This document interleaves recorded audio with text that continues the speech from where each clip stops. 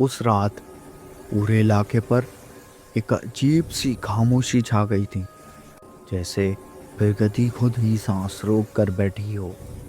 हवा रुक रुक कर चल रही थी और चांद बादलों के पीछे पूरी तरह छुप चुका था। तारों को भी जैसी नींद आ गई थी।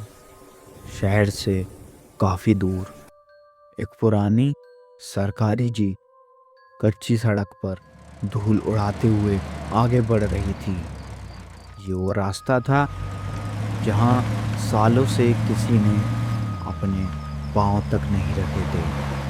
ड्राइवर सीट पर बैठा था अयान, 28 साल का नौजवान। चेहरे पर सफर की थकान थी और आंखों में शहर की रोशनी अभी भी जिंदा थी। आज कई महीनों की कठोर लड़ाई के बाद उसे सरकारी नौकरी मिल गई थी। पोस्टिंग हुई थी चंद्रपुर गांव का नाइट ऑफिसर। पर अयान का दिल कभी गांव की सुनसान जिंदगी के लिए नहीं धड़का। उसे तो शहर की रोशन रातें, दोस्तों की महफिलें और जिंदा दिली भरी आवाजें पसंद थीं। लेकिन मजबूरी ने उसे यहाँ खींच लाया था। माँ का इलाज, घर के बढ़ते खर्चे, सब उसके कंधों पर ही थे। उसने सोचा बस 1 साल झेलना पड़ेगा। अयान ने फोन निकाला और अपने दोस्त समीर को कॉल मिलाया। सिग्नल कमजोर था, आवाज टूट टूट कर आ रही थी। ब्रो, ये जगह बिल्कुल मौत जैसी लग रही है। मुझे यहाँ नहीं आना चाहिए था। अरे यार, नौकरी तो मिल गई ना। शहर में अभी भी लाइन लगी है, थोड़ा एडजस्ट कर ले। हाँ, माँ की दवाई, घर का हर खर्चा, सब मेरे ऊपर ही है। एक छोटी सी गलती और सब खत्म। समझ गया भाई, बस 1 साल और। वैसे पोस्टिंग कहाँ हुई है? चंदरपुर गांव, हाईवे से 20 किलोमीटर अंदर। रात 10 से सुबह 6 तक अकेला ड्यूटी। अयान, मैंने सुना है वो गांव श्रापित है। पुरानी कहानियां हैं, रात को लोग अचानक गायब हो जाते हैं। बकवास छोड़ यार, ये सब अंधविश्वास है। मैं कॉल करता रहूँगा।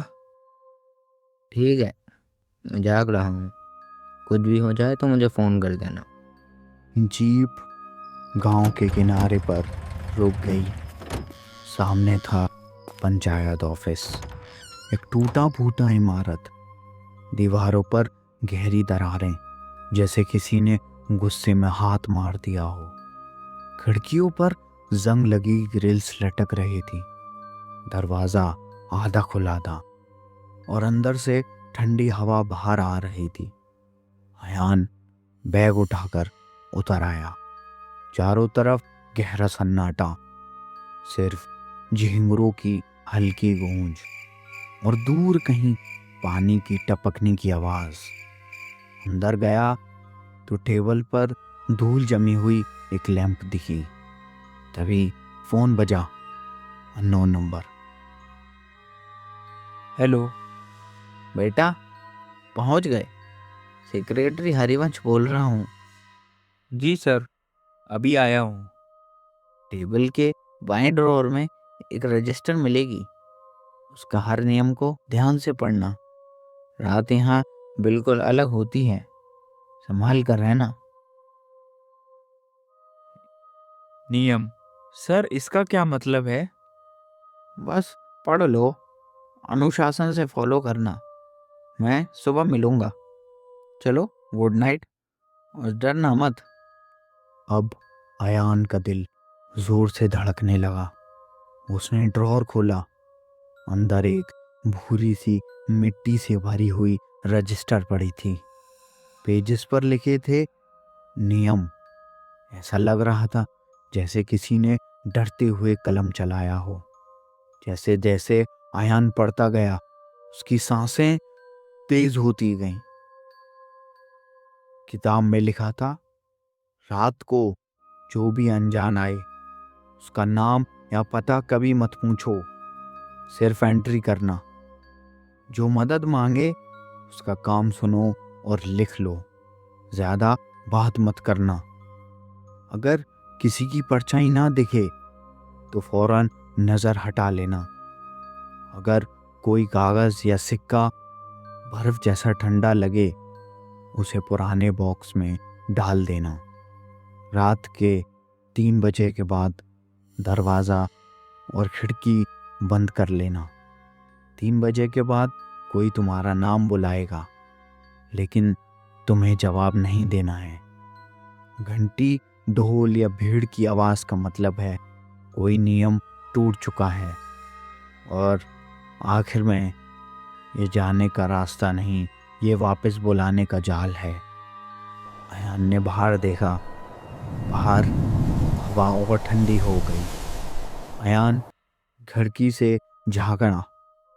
गली में एक लंबा कोट पहने हुआ एक आदमी खड़ा दिखा। जमीन पर उसकी परछाई नहीं थी। अयान पीछे हट गया। दिल जोर जोर से धड़क रहा था। दरवाजे पर हल्की सी नोक हुई। फिर आवाज आई, ऑफिसर साहब, मदद चाहिए। हाँ, अपना काम बताओ। तभी अयान ने देखा, एक कागज दरवाजे के नीचे से सरक कर आया। अयान ने छुआ, बर्फ जैसी ठंडक। उसने तुरंत पुराने बॉक्स में डाल दिया और दरवाज़ा खुद ब खुद बंद हो गया। अयान डर गया था। अब वो बाथरूम में गया। बाथरूम में उसको एक पुराना न्यूज़पेपर मिला। वो न्यूज़पेपर 2001 का था और ये 2025 चल रही थी। उसने सोचा, इतना पुराना न्यूज़पेपर यहाँ क्या कर रहा है। उसकी हेडलाइन देखी, चंद्रपुर में रात की आग, 12 लोग पंचायत ऑफिस के बाहर जिंदा जल गए। अयान का दिमाग घूम गया और उसने अपने पापा का याद किया, जो कभी इसी गांव में रात को गायब हो गए थे। घड़ी ने 2:55 बजाए। हवा बिल्कुल रुक गई। फिर कहीं दूर से ढोल की धीमी आवाज़ आई। 3 बजे। अयान ने दरवाज़ा और खिड़की बंद कर ली। बाहर से आवाज़ें आने लगीं। भीड़ की आवाज़ें कुछ इस तरह थीं, रजिस्टर में नाम लिख दो, हमारी मदद करो। और उसको समीर जैसी आवाज़ भी गूंज रही थी। अयान बाहर आ। अयान ने मुंह बंद कर लिया। वो बहुत डरा हुआ था। वो कुछ बोल नहीं पा रहा था। दरवाज़ा जोर से हिलने लगा। फ़ोन बजा और देखा कि समीर का नंबर है।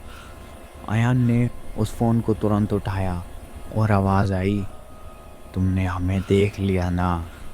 और लाइन कट गई। अंधेरा छा गया। सुबह की पहली रोशनी अयान की आंखों पर पड़ी। वो ज़मीन पर पड़ा हुआ था, थका हुआ। बाहर गांव बिल्कुल नॉर्मल लग रहा था। लोग चाय पी रहे थे, बच्चे खेल रहे थे। और सेक्रेटरी हरिवंश आया। तुम बच गए बेटा। सर, ये सब क्या था?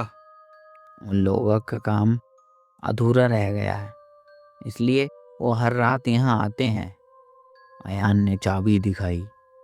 हाँ, ये चाबी को जानी पहचानी है। ये उनमें से एक ने सच मान लिया था, इसलिए वो चाबी छोड़ गया। रात को समीर का कॉल आया।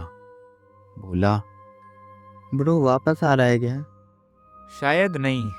कुछ जिम्मेदारियां कभी खत्म नहीं होती।